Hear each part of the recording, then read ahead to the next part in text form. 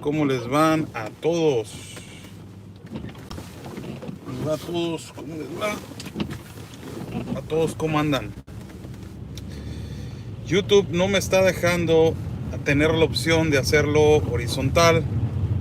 Entonces, discúlpenme, pero esta es la única manera, ¿no? Hacerlo vertical. So that's the only way.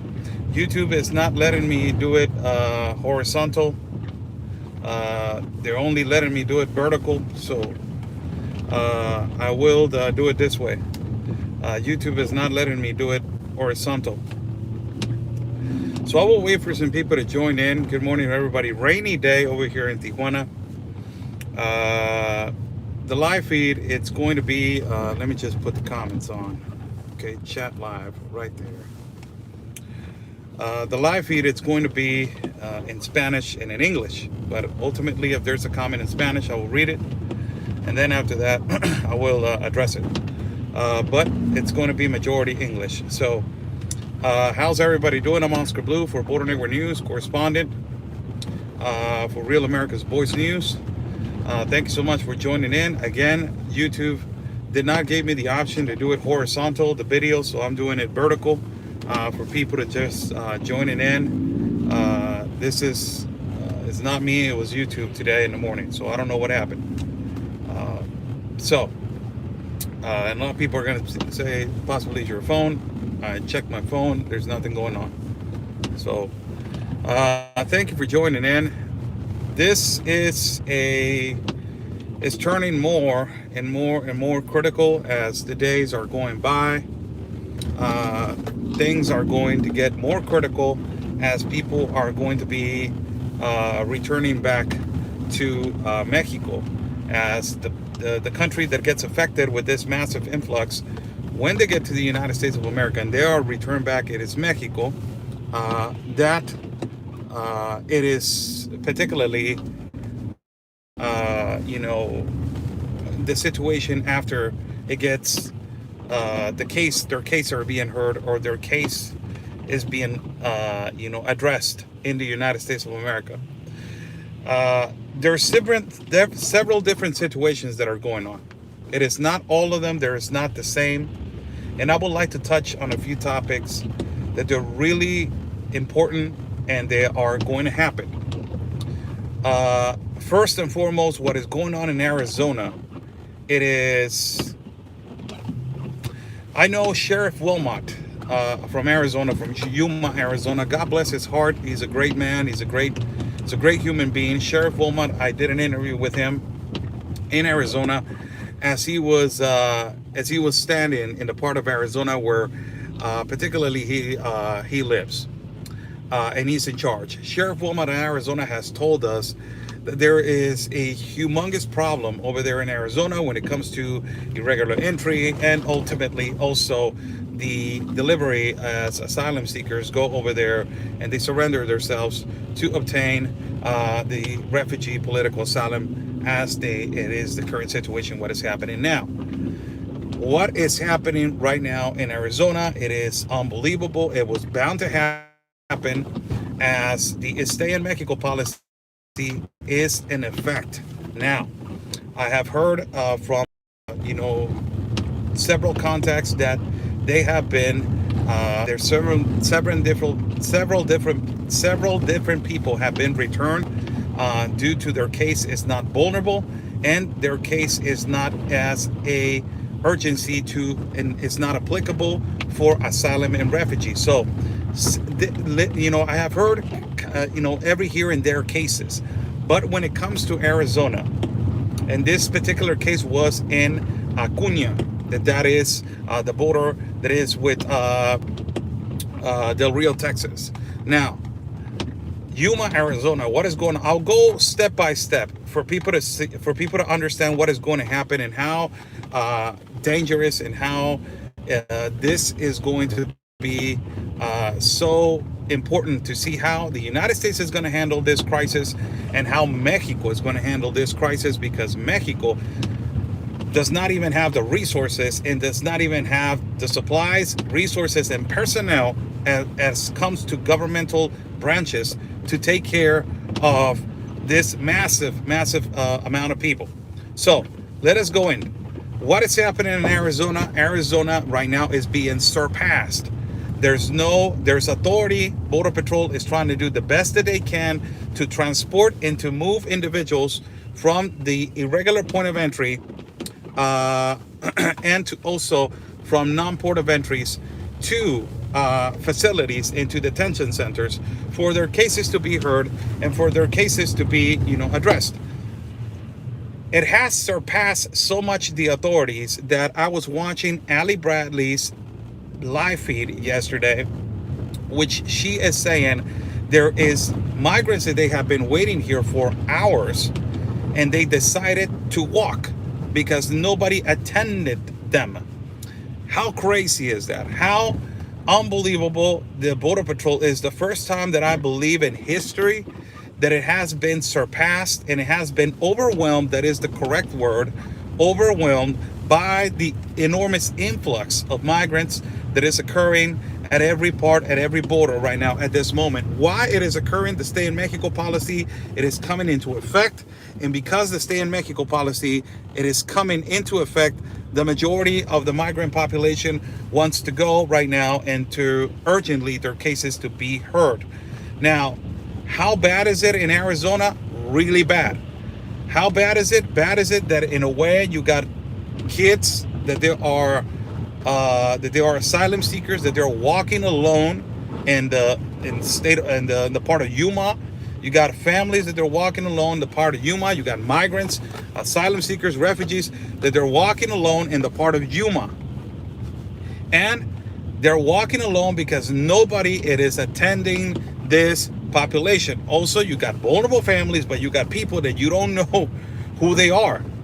And you don't know if these men are liable and capable of, of being good men or being bad men. We don't know that. So this influx has gotten out of control enormously. There's no order, there's no law, there is no attendance to the migrant population. Also in Mexico, the government of Mexico has been overwhelmed and surpassed. They don't know what to do. And ultimately now is showing into the United States of America. Everybody thought the United States is prepared for this. The United States is prepared for this. We talked about this in the elections of 2020, and I told you this. If Joe Biden was going to be the president of the United States of America, he was going to open the border, and it was going to be a complete disaster. And it is happening right now. There is no order. There is no orderly migration. There's no orderly fashion. People are desperate, and people are going to every port of entry to their voices to be heard and to ultimately their cases to be heard. But a lot of them right now, in some parts of like Acuña, some migrants are being returned back to Mexico as the Stay in Mexico policy. What is this telling you? Last time that Stay in Mexico policy was reinstated, it was profitable for United States of America. It's a protection of their land, their sovereignty, and there's a process for immigration.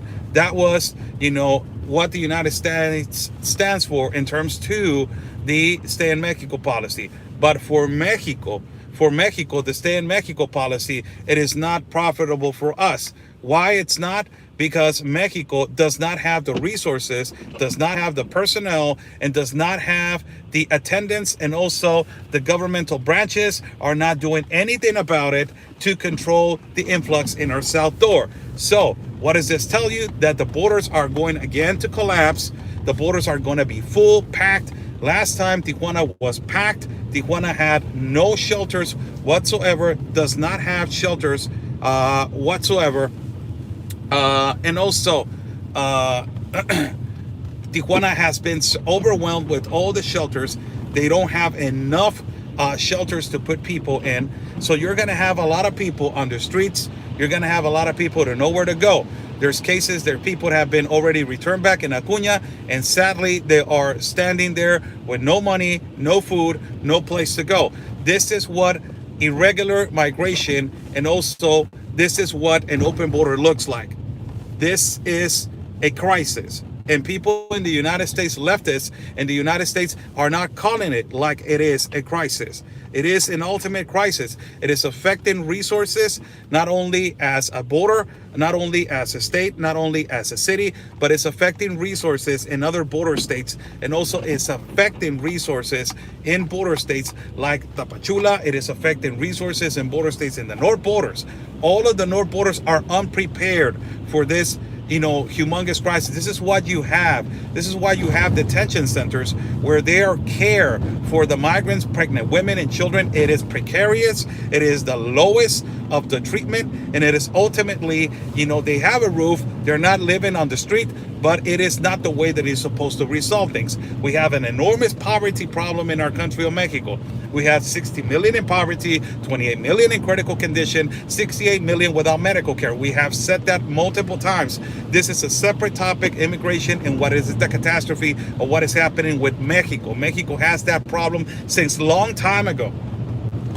But you're bringing a humongous influx of people that they are in need to get to the United States of America when you have this enormous problem that is, your poverty, your insecurity in Mexico, plus this enormous influx. How are you going to resolve it? There is no way that you're going to have the capability and the capacity and ultimately the care to resolve these kind of situations. I have seen it. I have walked with it. I have broadcasted. I have been in the middle of thousands of people, and I am telling you, the Mexican government, it is overwhelmed and it is surpassed, and they do not know what to do.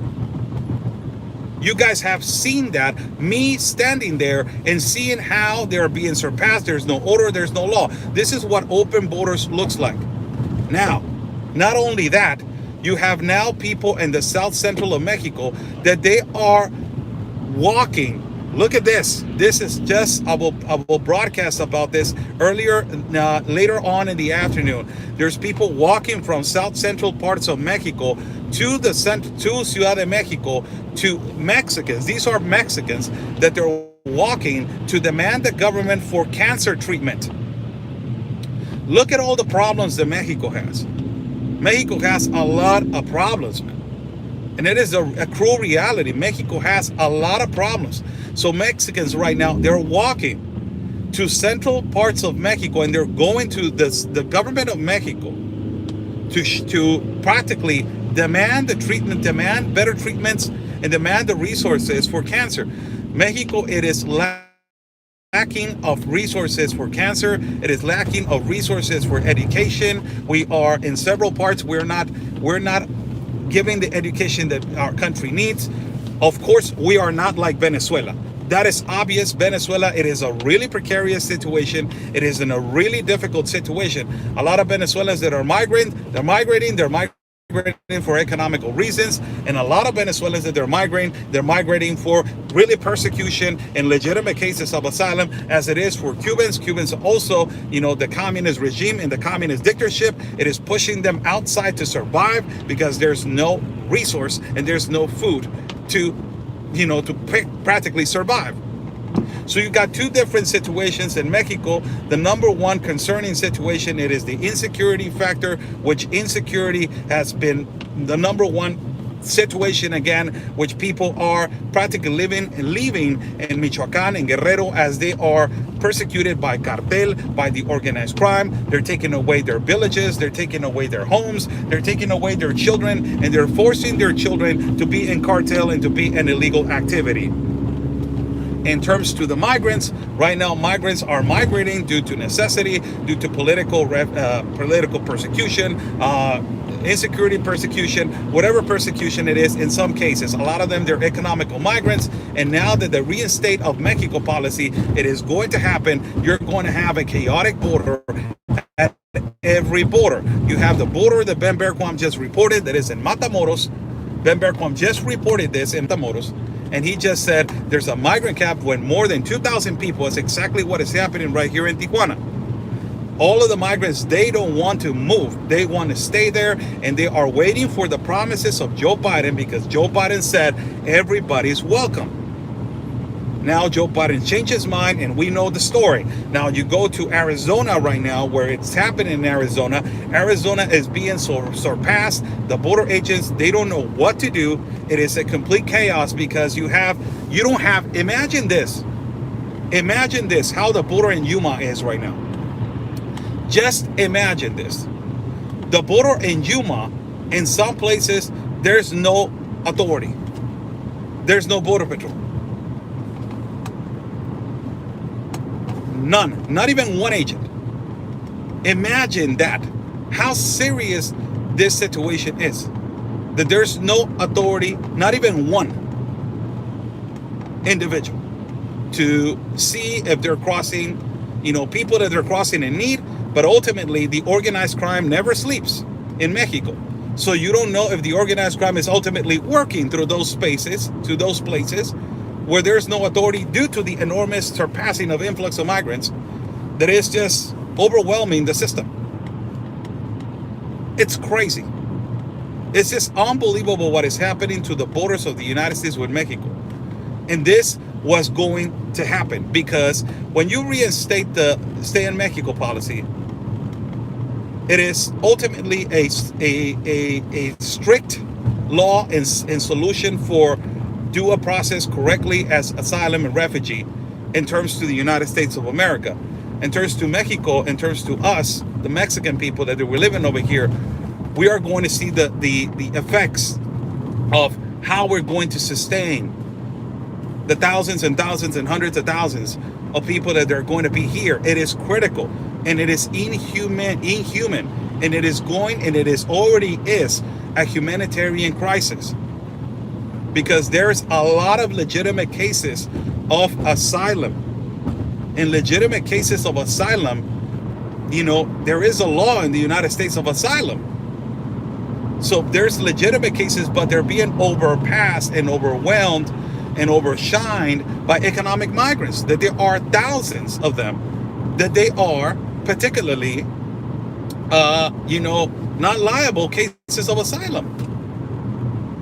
And people that they really are applying as a vulnerable case, those people are, legitimately all the way pulled behind to the line. So not only that, you got the situation that is occurring in Mexico, where I don't know when, and I don't know at what time, our president of Mexico is going to say something. I'm just really amazed of the ignorance and the lack of leadership. And ultimately, we know that this guy has communist ideas. Andrés Manuel López Obrador, our Mexican president, has communist ideas. We already know that. But this is the problem, that this guy is going every morning conference, every single morning conference. He's telling our people, our Mexican people, that there is no crisis at the south border. He's saying that at every conference. There is nothing going on in the south border. Nothing. And that is particularly what a lot of people are not looking at in Mexico. They're not taking it seriously. And it has become a humanitarian crisis. Now, there's another thing that has happened. Migrants are leaving the city of Tapachula, and it is affecting Tapachula citizens because they're blocking the highways in demand to the Institute National of Immigration to pull them out of the so-called, the better known prison, that is prison of migrants that is in Tapachula. It is encapsulating people. You have a collapse. You're encapsulating individuals in Tapachula. But also now you have purposely created a chaotic atmosphere, because now they are taking their own decisions to walk, sadly, through miles and miles and miles of humidity and weather. And because nobody is putting attention to them, now they're blocking the highways. So if you block a highway, you're affecting commerce, you're affecting workers, you're affecting truck drivers, and also you're closing a highway. You don't know what kind of emergencies are occurring. People are dying, ambulances, all that kind of stuff. So it is important and it is imperative for people to understand how serious this situation is going to turn in the next incoming days. It's going to be really serious. Why? Because if the stay in Mexico policy, it's going to go in effect, it is going to affect not it's going to affect Mexico, the Mexican borders. Number one, so a lot of people are going to be returned back that they're not liable and their cases are not eligible for asylum. So if those people are returned back, where are they going to stay? A lot of people are going to be on the plan on this, agreement that is the return back home agreement. This return back home agreement, this return back home agreement, it is for migrants that they are saying, you know what, my plan was to go to the United States of America. Now I'm being returned back to Mexico. I don't want to stay in Mexico. I want to return back to my land. So a lot of them, they're going to take that route to self-deport or to self-return back. To self go back to their native land. But this is going to be, again, a massive effect. Shelters are going to be full like this in cases. And, the NGOs are, I'm just going to tell you, the NGOs are pissed off right now. These lawyer NGOs that they make a lot of money out of cases of migrants, they are pissed off right now because this is not profitable for them. So ultimately it affects the NGOs and it affects also the lawyers that they are over here, doing the humanitarian work and all that kind of stuff, that they say all of these lawyers that they're working over here without no credentials, under the United Nations wing and the humanitarian rights wing under that, all these lawyers, they are going to be affected because the stay in Mexico policy particularly goes against all the profiting that they were, again, profiting of. So it is a massive effect. It is a massive effect. And not only that how it is affecting the borders, I will do a live feed. And migrants do not have to get insulted, and people from the left, they don't have to be insulted. This is a reality. How this open border has affected borders and how it has affected them economically, how it has affected them in terms of security, how it has affected them in every term and at every angle. You have to look at it that way also, because it's not only there's legitimate cases. We already know that. There's, the Institute National Immigration is being surpassed, is being overwhelmed. They don't know how to take care of the situation. We already know that, but we need to do a study on how cities in our country of Mexico, how are they going to be affected, because resources is number one key. Now, be aware of this, because this is going to happen. Be aware of this. Remember the 4.8 billion? Do you guys remember that? This is another thing.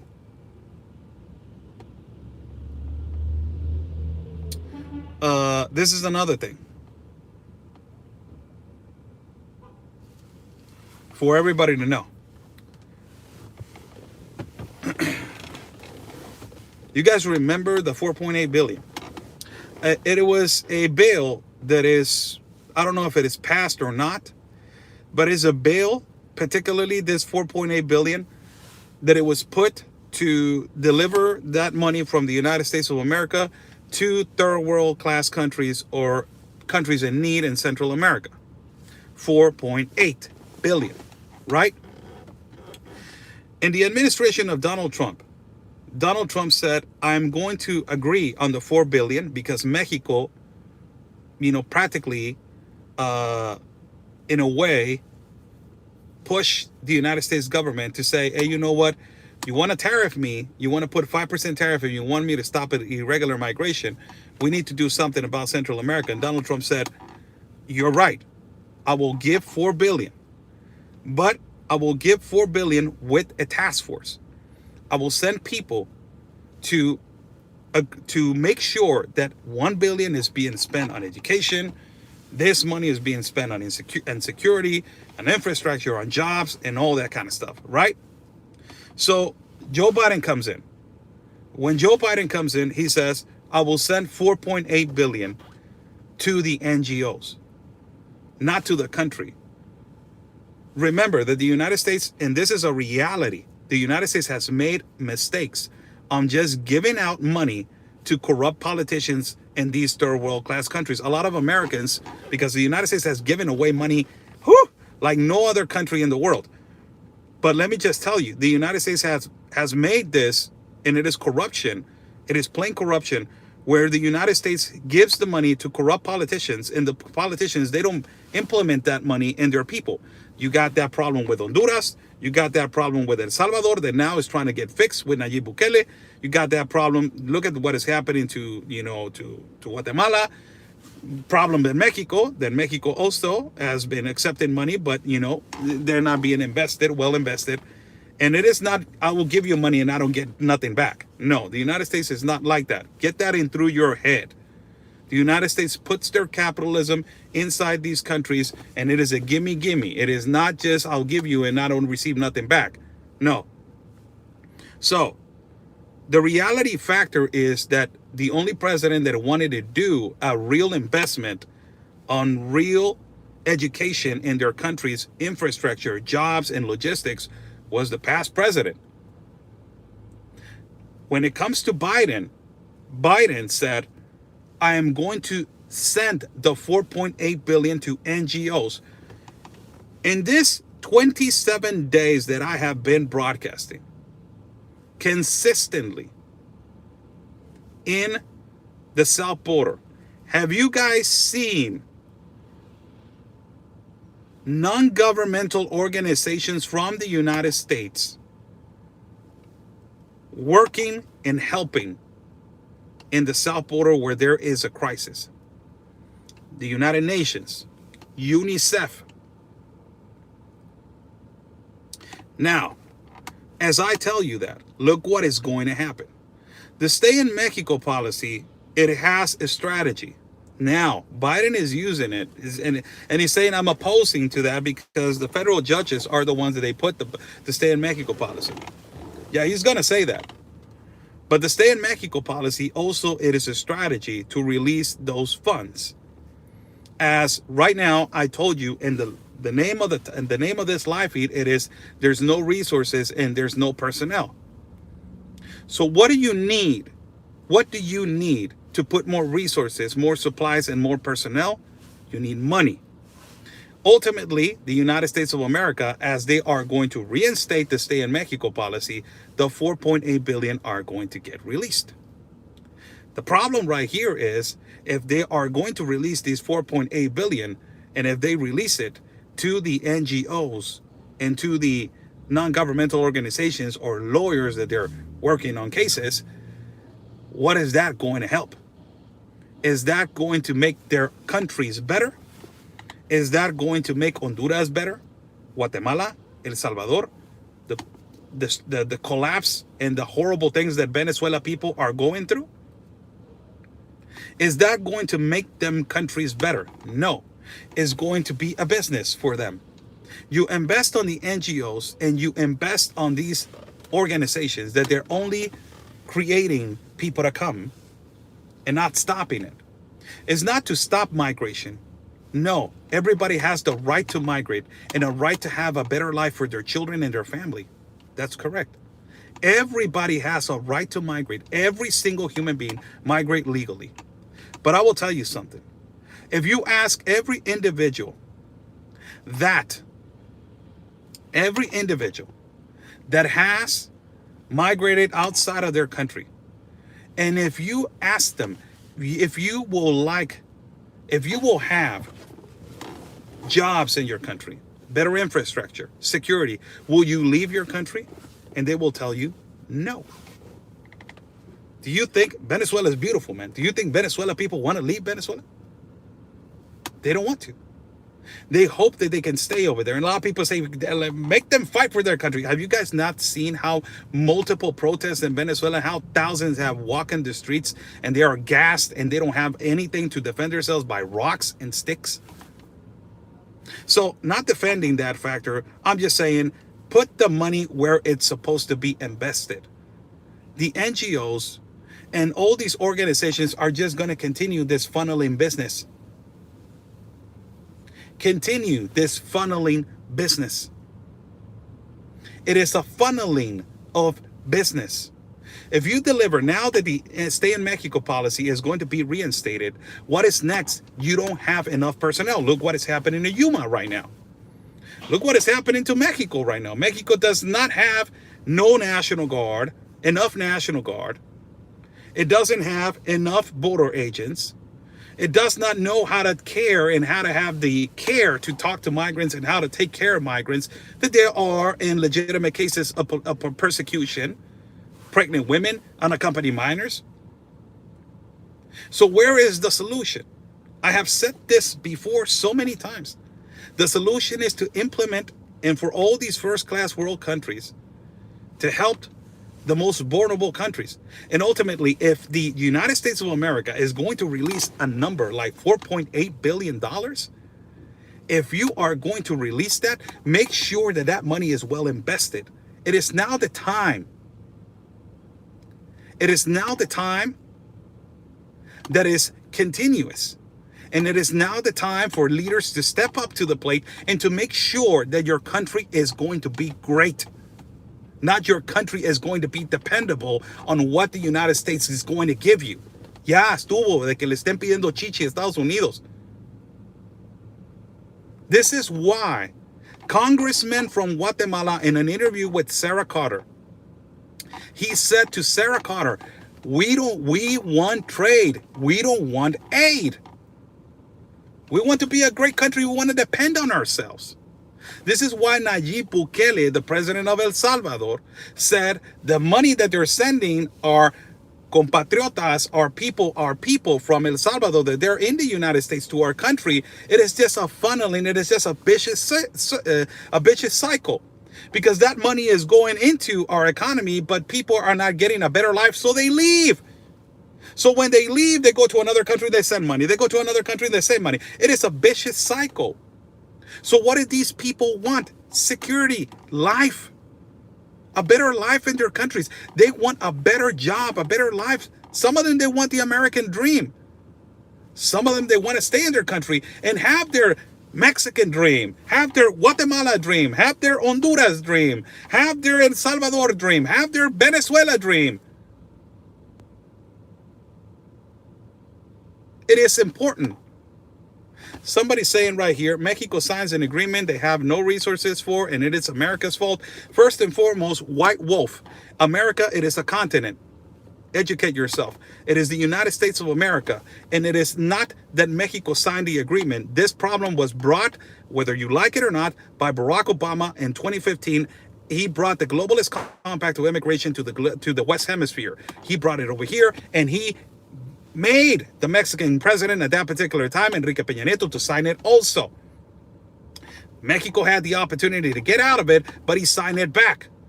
And now that Joe Biden has incentivized this to happen, you kind of like, you, the audience, you're washing your hands and you're saying, no, this is not my problem. No.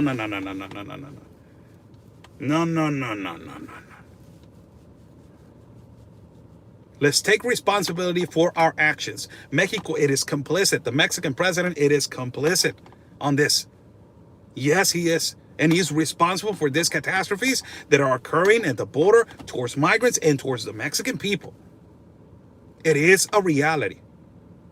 But the problem here, it is to resolve their situations in their native country so they will not suffer. Do you think migrating through the Darien Gap, it is something that is fun? Do you think that migrating through the Darien Gap, it is something that is enjoyable? And not only that, when you bring an enormous influx, it takes away funds from the reality of problems that there is in their native countries. What happens to Chile? Chile citizens are saying, you know what, we're giving out $2,000 bonuses to families that they are in legitimate cases of asylum and refugee, but then they save that money and then they go to the United States. That money was for you to invest and to live in Chile, not for you to get your things and go to the United States of America. This is why Chile citizens are saying, this is not fair. I'm accepting you in my country. I'm giving you the asylum and refugee. You wanted to stay in my country and get those funds and get those bonuses, but now you're getting those funds and bonuses to leave and to go to another country. That's not fair for me. So the real problem right here is resources and supplies, and also personnel. As you guys have seen, what is happening in Mexico with the migrant population, it is no different than what is happening to the United States of America. And the United States of America is it was one of the most powerful countries in the world. Now, in terms to capital, they're number 3. Hong Kong is number 1, and I believe China is number 2, or Hong Kong is number 1. That's what I believe. The stats talk to themselves. But this is the main situation. This is how communists, dictators, globalists, and the elite work. They create chaos. They create a catastrophe to have control of this. Look beyond this, people. Look beyond the love for your country. Look beyond this, because they're looking beyond this. When you create a crisis and when you create a chaotic situation, this is what happens. When you create a crisis and you create a chaotic situation, you're lacking of resources, of mainly resources. What is the main resources? Water, food, electricity, gas, petroleum. Main, resources, right? So when you take away those resources and you create a chaotic resource, you maintain your population in need only for things that they are basic for human life. Food, gas, electricity, water. Those resources, now you make a human being to only look at their dream for a resource. You're not making a human being to look for a dream to become a better human being. You're making a human being only to survive. You understand? So you're making a population, like in Venezuela, a communist population, you're making that population only to survive. Not to be better, not to be greater individuals. These individuals are really talented. I have seen many Venezuela citizens that they have careers. They're extremely smart. But in their countries, they only survive. You understand? Cuba had the best doctors back in the 60s and the 50s. And now they only have doctors to survive. Mexico, you have an insecurity problem, and now you bring the rescue team, and you bring the rescue team, and now people are gonna say, oh, they save us. No, that's not supposed to be the plan. You're supposed to have a safe life in your country. So they make chaos to survive and to make people dependable on the main resources of life: water, electricity, gas, food. So give me this, give me water, give me electricity, give me a good economy, give me gas, give me food, give me a good infrastructure in a country. You will not have people migrating. Why? Right? If you had all those resources in place, you will not have people migrating. But if you take that resources, you will create a chaos, and you will have this. Chaos. So all those countries are lacking of resources, and it is bringing it now to the United States of America. The globalists, the elite, and the communist dictators, they know their strategy: chaos, resources, supplies. Hopefully, the United States of America knows how to contain the resources and supplies, because Mexico is being surpassed and is being overwhelmed, because you guys have seen it, and I have broadcasted, and many mainstream media has broadcasted. Shelters, they don't have enough food. Shelters, they're mistreating migrants because officers, they're not even trained to treat a child, to treat an unaccompanied minor, to treat a person that is running away from persecution, to treat this. There's no resources. There's no supplies. There's no personnel. And in the United States of America, you have exactly the same situation. you have exactly the same situation. That there's no resources. That there's no supplies now. There's no personnel. You seen it when it was in Del Rio, Texas. Remember? Remember Del Rio? You're seeing it right now in Yuma. There's no personnel to attend this crisis. This is planified to the fullest. It is. We have said this before. We have said this before, and we've said it multiple times. The globalist compact of immigration, it is a broken system that it was made perfectly. You put people through all these horrible journeys and all these horrible places, but you created chaos in every part of Central America. Now, a lot of the people, and you got to go to the root of the problem. The root of the problem started in Europe. And when I say these first-class world countries are not doing anything about it, it's because they already went through it and they don't want no problem at all anymore. But that is not the way to resolve it. Where's the G7, by the way?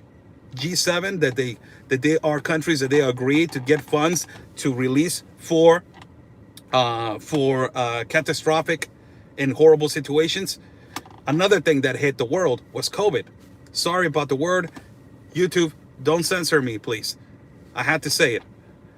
COVID was one of the things that hit the world, and resources and supplies are not enough. So the G7, that is these countries that they are potential in first-class world countries, they give out, certain amounts of money to countries that they deserve help and that they need and help. But right now, because of the lack of resources and money and the control of the banks, it is called a Great Reset. You lack of resources. So you depend on what the dictators, the globalists, the ones that control the banks, they're going to tell you how much they're going to spend. It's control. It is a big, gigantic problem. This is not only about migration, putting people through horrible journeys. This is to create a chaotic situation and to have control of every governmental in every country. This is what is called the Great Reset. Europe had this big problem.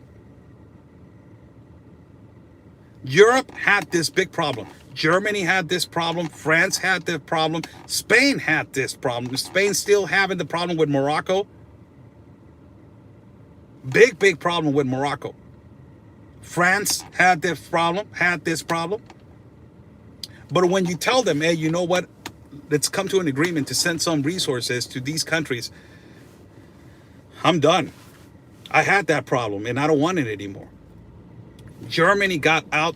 Germany with Angela Merkel, that she is a leftist communist, she got out of the globalist compact of immigration. Got the hell out. Imagine that. Italy got out. Spain got out. Brazil got out. But Brazil has an agreement to receive, but they're not part of the globalist compact of immigration. So they're not going to provide schools. They're not going to provide jobs. They're just going to provide you a humanitarian visa and that's it. Go and do whatever you want. That's exactly what Chile did. Chile accepted the globalist compact of immigration, but they said, we are not going to provide schools, jobs, and all that kind of stuff. We're just going to provide a program with bonuses for people to stay here. And if they want to work, they can go and find their jobs on their own. I'm not going to be, putting a program for them. It's too much. It's too expensive. I can't afford it.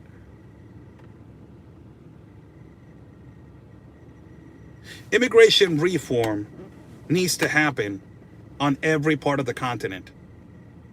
The continent of America, it is under communist globalist attack. And I have said this before. If you talk to the leftists in the United States of America, they will tell you that it's capitalist slavery. But they don't tell you that Bolivia was ruled by 12 years of Evo Morales, that he was a socialist. Venezuela with Hugo Chavez. And now with Maduro. What has happened in Nicaragua with Ortega, that is a dictator. What happened in Ecuador also with another president that dominated for 10 years. What is happening in Argentina also. What is happening in Chile also. What is happening in Honduras with Juan Orlando Hernandez, that is the worst president in the continent of America that does not care about his people. What happened in Guatemala, that Guatemala has a good economy but is not providing jobs. So where's the international trade? Guatemala, where is it?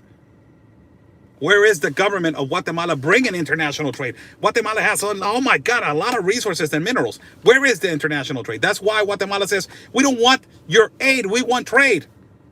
And Nayib Bukele, the other president of El Salvador, this guy said, you know what? If the United States is not going to help me, I'm going to grow with other countries. So he looked outside outside the bun, like you say. And he said, let me look other countries. Another country that is not putting attention to this precarious and really delicate situation, it is Canada. Canada, it is not doing anything about it also. Canada is saying, you know what? I will help the migrants and I will help the migrant population. And I signed the Globalist Compact of Immigration. But Canada is really difficult to get the asylum and refugee. So what is the whole thing about you signing the Globalist Compact if you're just going to stand there and just look pretty? I'm just saying, not Canadians. I'm saying about, Trudeau. So the whole responsibility of this globalist compact that is around the world, it's led to the United States of America. Why? You know what I mean? The United States of America cannot save the world. That's obvious. But there needs to be now a solution. People cannot be suffering this way. I have said this before when I was standing, and not people, just migrants. People are in our own country. The United States is going through a homeless situation right now, which is horrible. Also, and it is because of system, and it is because of programs, and it is because of a lot of things. Mexico is going through a poverty situation and insecurity like no other. But I believe that it's time for people to understand that this is a humanitarian crisis, global humanitarian crisis. And I have said this, multiple times before. When did we forget to be human? And it is when we left these dictators and these socialist, communist, globalist, elite people take care of our lives and control of our lives. People are being now used, and it is modern day slavery right now, what is happening. Modern day slavery. People are making them believe that they are legitimate. They are a legitimate case into the United States of America, but when they arrive and they are pushed back, they're saying that you lie to me. And there's not that education by the United Nations. Another thing that they don't want migrants to know: how to migrate. Where is the process? Where can we document? How can we document? If you're a legitimate case of asylum, why are you walking through the Darien Gap and through almost 9 countries to get to a place?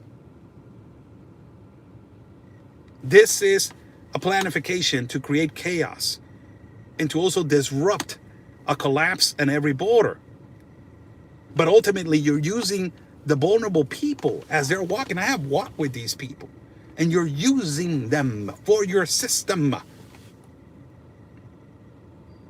As I have said multiple times before, the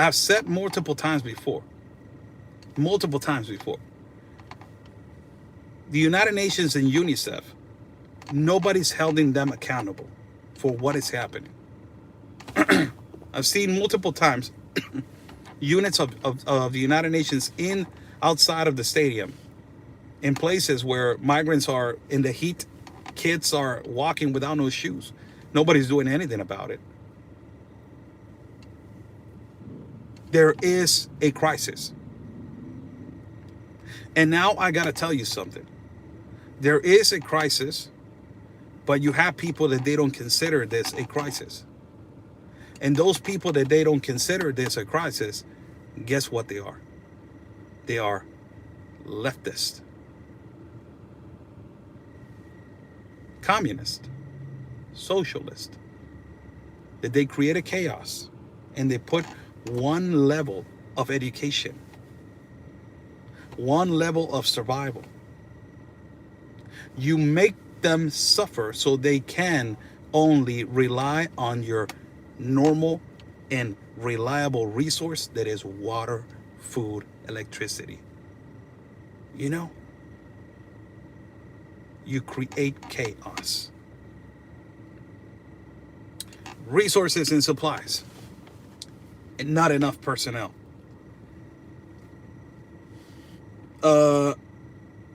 Thank you so much, Mark. Thanks so much, Mark, for the coffee. God bless you all. Buy me a coffee is on the top link. I will be traveling soon in the next incoming weeks. I will be traveling soon again. But you know, without you guys' support, it's fundamental. So thank you so much for your support and contributions. Buy me a coffee is on the top link. Thank you for cooperating and helping us out. I will be doing a live feed later on this afternoon, the interview with the Venezuelan people. I'm trying to edit and trying to, you know, put a good piece together. So today I wanted to do this live feed, and I think that it has been really informative to every single one of you. There's a comment in Spanish. Let me address it. Hay un comentario en español. Oscar, cuando haces videos en español se cortan. Me los cortan.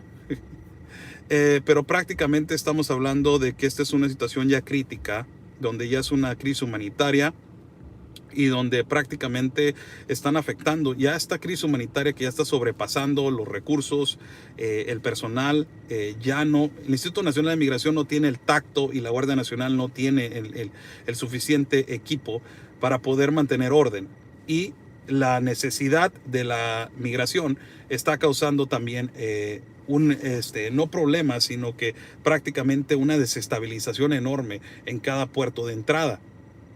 ¿Por qué? Porque hay necesidades en cada país y no hay fondos, no hay recursos. Y esto va a causar un enorme colapso cuando se ponga la política quédate en México, los regresen a la frontera en México. ¿Y qué va a hacer México si no tiene recursos? No hay albergues, no hay nada. Hay mucho trabajo, sí hay mucho trabajo en maquiladora, eso sí. Espero que el Instituto Nacional de Migración, después de que meta la política quédate en México, si va a dar visas de trabajo, vaya, dé las visas de trabajo y implemente un sistema, pero no hay eso. México ni está ni preparado para eso. Los están dejando varados a toda la gente. Y no estoy hablando no solamente de migrantes de Centroamérica, Sudamérica, migrantes de México. O sea, gente que no quiere vivir en Michoacán, en Guerrero por persecución y tienen que irse a otra parte. Entonces es un colapso porque no hay recursos. En México estamos batallando con el sector salud, con la gente con recursos para cáncer, la inseguridad, la economía no avanza. Estamos batallando muchísimo.